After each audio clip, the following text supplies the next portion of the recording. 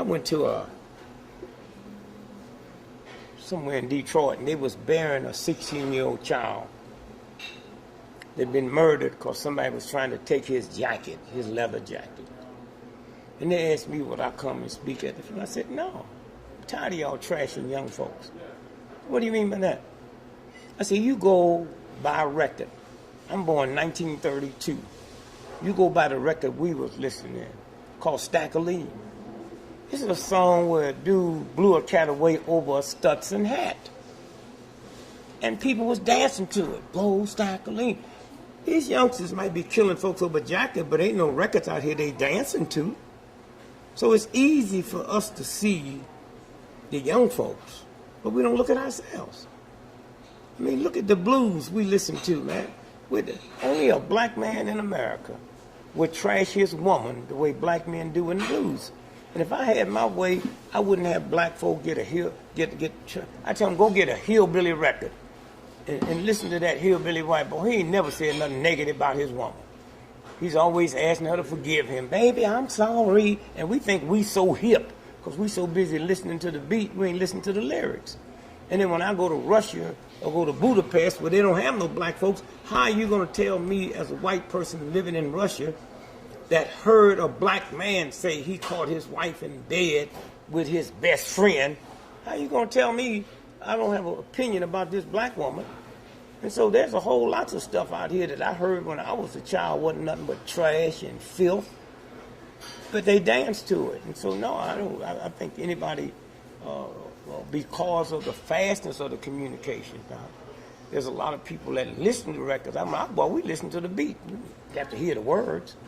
Today, they listening to the words because the words is relating with them. And so if I was in the church and wanted young folks to read the Bible, I'd get me some rappers and let them rap the Bible. And every young person out here will start knowing the Bible from front to back. The times have changed. And all that old spooky hoodoo stuff that used to work don't work now. The whole vibration changed. That television had an effect on the inner part of people's mind that most ignorant parents is not even aware of. When I was a little boy, we scared of ghosts, man, and dead folks. Man, if a plane crashed in Budapest this morning, those bodies is in your living room for lunch. You get to see them. So the whole world has been changed. And so what the rules you could have used back then, you don't use them rules now. There's a whole difference. Now they talking about the family value. Family value is crap, man. I mean, what family values in America? America's 1/6 of the world's population. As we sit here right now, 92% of all the hard drugs on this planet is consumed in America. And that ain't young folks. There ain't another country in the world that has a divorce record like them. Ain't young folks. When you look at that stat that every 4 seconds a woman's beat up by her boy, them ain't young people. But I've always said that how do you expect a 5-year-old child to go in the refrigerator trying to get some mayonnaise and got to reach past Papa's beer and Mommy's wine, and then you think you qualify and tell them that they can't smoke a reefer? You know? I mean, we talk one game, but it's something else out here. You know, and all them folks is in jail. Them ain't atheists. Them ain't atheists. I ain't never heard of an atheist war. I heard of Christian wars and religious wars. I ain't never heard of atheists attacking nobody. So this is a game, and old folks don't make no difference about them, man. They'll be dead soon anyway. And we have to deal with these young folks that's coming up. And they are fine, man. I got 10 children. I know what young folks, you look at their handful that's out here doing this and doing that, but they'll survive it. They say the same thing about rock and roll.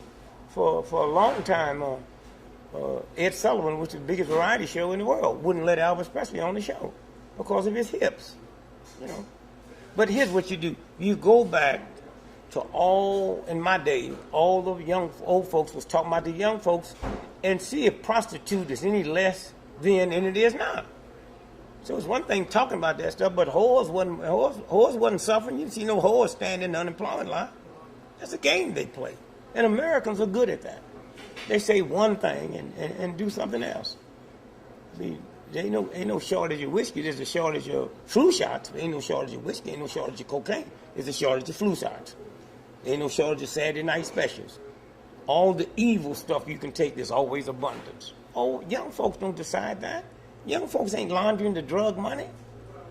These are old, corrupt, pimp thugs. And we always look down. You know why we can blame it on young folk? Because we don't have to worry about nobody jumping on us. The CIA and the FBI is two of the most corrupt groups. They do stuff that would make Hitler blush. And I'm not stupid enough to believe I'm the only one to know that. There's few people would ever criticize because they know they're going to die. You can easy to talk about young folks. It's easy to talk about, hip-hop. But them hip-hop folks don't give a damn what you talking about. They ain't going to attack you. But there's certain religions you better not say nothing about. You better not call the Pope a punk. Some Catholics will beat you to death. So I'm in a world where you can say anything you want to say about hip-hop and don't have to worry about being attacked. But there's some preachers, man, in cities you better not say nothing about. You'd be beat to death. And so, but that'll pass. One thing about the hip-hop, they ain't uptight over it. And all the curse words they're saying, they didn't invent them. I'm 72 years old. I ain't heard of hip-hop come up with a new curse word. The same curse words they're using, my daddy was using. They just honest enough to say it in public. So let the Christians run for cover. Ain't nothing but the CIA, all the drugs come in, Mena, Arkansas. I know that in the FBI. You have to ask yourself a simple question. How can a 9-year-old child in the ghetto find a heroin man and the FBI can't find him? No, a 9-year-old that smart? All you got to do, the laundry drug money, let me tell you. 98% of your drugs is bought on street corners. Paid for with $1 bills, $5 bills, 10s and 20s. Now, when you stop and think about how much billions of dollars that is, where would you warehouse them small bills? You don't. You take them to the bank every day, and you give them the small bills, and they give you the $100 bills. So all you got to do is go check the bank, Federal Reserve, and see where the small bills are coming and where the large bills are going. I mean, who's going to come into a bank with $20 million worth of small bills every week? And so when you stop and think about that whole drug conspiracy, the reason the American dollar is in trouble is because of the euro. The euro ain't 5 years old. So how did the euro get so strong? The euro got strong because, you ready for this? They got a $500 bill. So the euro, before the euro come out, any drug bust in the world, when they went in, the money was American $100 bills. So when the euro come out with a $500 bill, that means the drug folks can cut their load by 4/5. Okay? And that's not young folks. The folks is doing that, man. Folks is laundering the money, man. They don't listen to no hip-hop. They live in $900 million mansions. Okay? They dress immaculate. A woman asked me one day, well, little hip-hoppers got their caps on the side. Hitler never wore his cap crooked. And if you look at Hitler with no emotions, he was immaculate. Be he had a uniform on or civilian clothes. He never wore no baggy pants. He never wore no walk down the street with his shoes untied. So maybe God is trying to tell us through our young people, no longer will you ever judge another one of my creatures from without, but you're going to judge him from within.